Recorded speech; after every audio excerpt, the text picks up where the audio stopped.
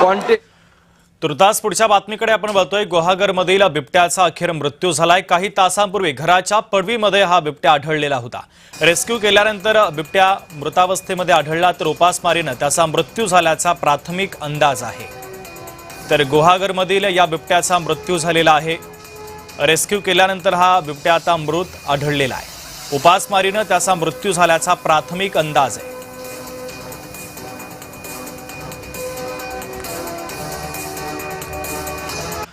गटारी अमावस्येच्या पार्श्वभूमीवर मुंबईसह राज्यातील विविध मांसाहारी बाजारपेठांमध्ये नागरिकांनी आता मोठी गर्दी केली आहे। गटारीच्या निमित्ताने मांसाहारी पदार्थांना विशेष मागणी असल्याने मासळी, मटण आणि चिकन खरेदीसाठी ग्राहकांनी मोठी गर्दी केली आहे। लगबग सुद्धा सुरू आहे। मासळी बाजारामध्ये सुरमई, पापलेट, बांगडा, कोळंबी यांच्यासह विविध प्रकारच्या मासळीची आवक झालेली आहे। कोल्हापूर, सिंधुदुर्ग आणि मुंबई येथील दृश्य आपण पाहतोय। खवय्यांनी आता खरेदीसाठी मोठी गर्दी केलेली आहे। सुरमई, पापलेट, बांगडा, कोळंबीला जास्त पसंती आहे, तर मटणाचे दर देखील आता वाढलेले आहेत आणि चिकनचे दर देखील वाढलेले आहेत।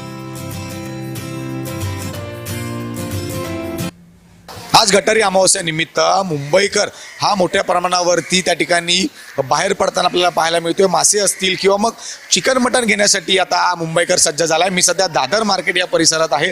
या ठिकाणी सुद्धा आपण पाहू शकता की मुंबईकर हे आता मोठ्या प्रमाणावरती मांस खरेदी करण्यासाठी बाहेर पडलेलं आहे। खरं तर उद्यापासून श्रावण महिना सुरू होणार आहे आणि अनंत चतुर्थीपर्यंत मुंबईकर किंवा मराठी माणूस हा त्या ठिकाणी मांस खाणार नाही आणि याच अनुषंगाने त्याचा जल्लोष हा आज कुठेतरी मुंबईकर आपल्याला करताना पाहायला मिळणार आहे। त्यामुळे मग मासे असतील किंवा मग मटण असेल किंवा चिकन घेण्यासाठी लगबग ही आता मुंबईकरांची सुरू झाल्याची आपल्याला पाहायला मिळते। त्यासोबतच उद्यापासून सुरू होणाऱ्या श्रावण महिन्यानंतर थेट अनंत चतुर्थीपर्यंत जे आहे ते त्या ठिकाणी मांस खरेदी केली जाणार नाहीयेत आणि त्यामुळे आता मुंबईकर हा आजच गटारी साजरा करण्यासाठी या ठिकाणी सज्ज झाला। आपण या ठिकाणी सुद्धा पाहू शकता की चिकन खरेदी करण्यासाठी सुद्धा मोठ्या प्रमाणावर त्या ठिकाणी गृहिणींची गर्दी झालेली आहे। व्हिडिओ जर्नलिस्ट ललित चौधरीसह मी जय पवार, जय महाराष्ट्र, मुंबई।